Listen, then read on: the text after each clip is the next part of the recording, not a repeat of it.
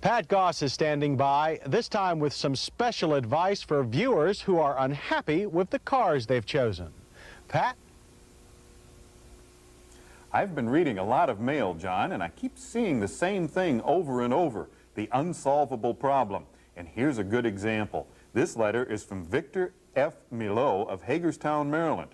I own a 1986 Olds Calais 3-liter V6 and have two conditions that I'm unhappy with. I find the power steering much too stiff. And when driving at highway speeds, there's a deep rumble or groan from the exhaust system. What can I do to solve these problems? Unfortunately, nothing, because there's really nothing wrong with the car. It's simply the wrong car for the driver. Now, to prevent things like that, well, what can you do? You can do a good pre-purchase road test. Let's actually do that. You can't buy a car without doing a little bit of testing first. And the first part of that testing is something very simple. It involves very simply getting into the car and sitting down. Once you're inside the car, make sure that the seats are comfortable and that they can be adjusted to a position that feels good to you. Also, make sure that the steering wheel is comfortable. If it's a tilt wheel, make sure that it's adjustable to a position that really fits you. You want to also check the various controls and so on to make sure that they're within easy reach and there's something that you can live with. Make sure the mirrors give you good visibility to the rear and to the sides. And last but not least, the seat belt. Make sure that it's comfortable and that it doesn't come across your neck in a manner that, well, sometimes they can be very uncomfortable. And if any part of this test fails, there's no sense to even put the key in the ignition for the rest of the testing.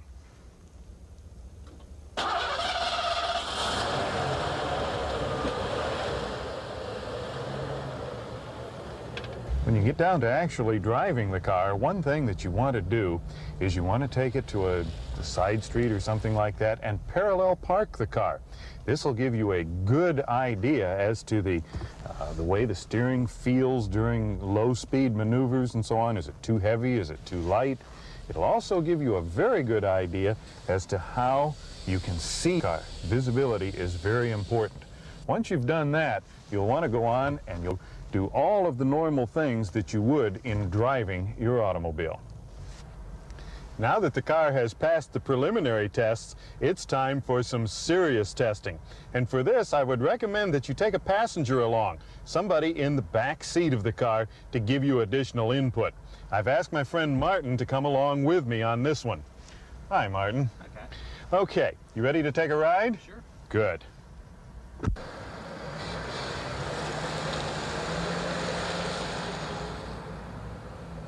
This part of the test is very subjective. The only thing you're really looking for are things that have, well, they have an effect on you. Either you like them or you dislike them. First thing is to find a smooth road with some curves in it. Make sure the car handles properly around curves. You'll also want a smooth road that is very straight to make sure that the car tracks properly going down a straight road. Now, one other thing that you want to do is you want to check them in a panic situation. So you want a deserted street, and you want to act up the car in a panic situation, like this. Okay, you make sure that the car, that it stops straight and it doesn't do anything erratic, anything that you'd find.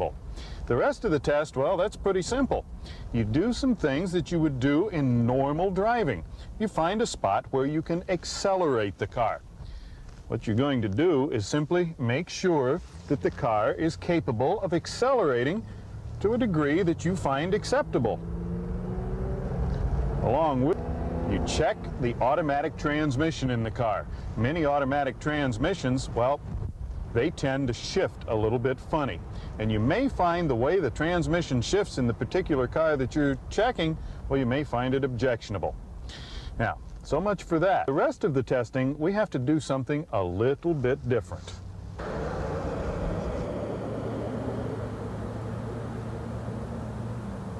This is something different. You want to take the car into the city, find a good rough road, and see how the car reacts. Does the car pitch and roll as it goes over bumps?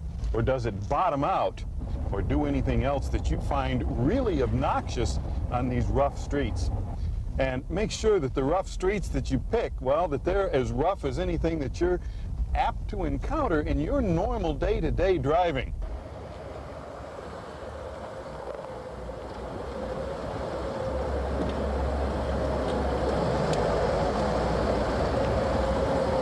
Remember that passenger we brought along? Well, it's time to put him to use.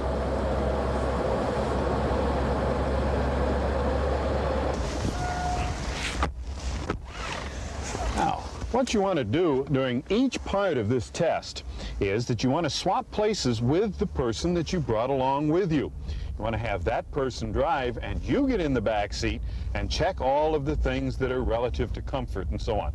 Do you have enough leg room? Do you have enough headroom? Is the car comfortable on rough roads and on smooth roads?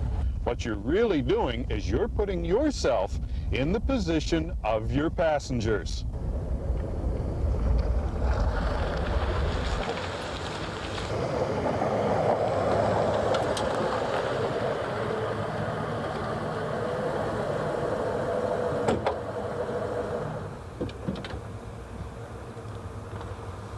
Thanks a lot, Martin. You're welcome, Pat.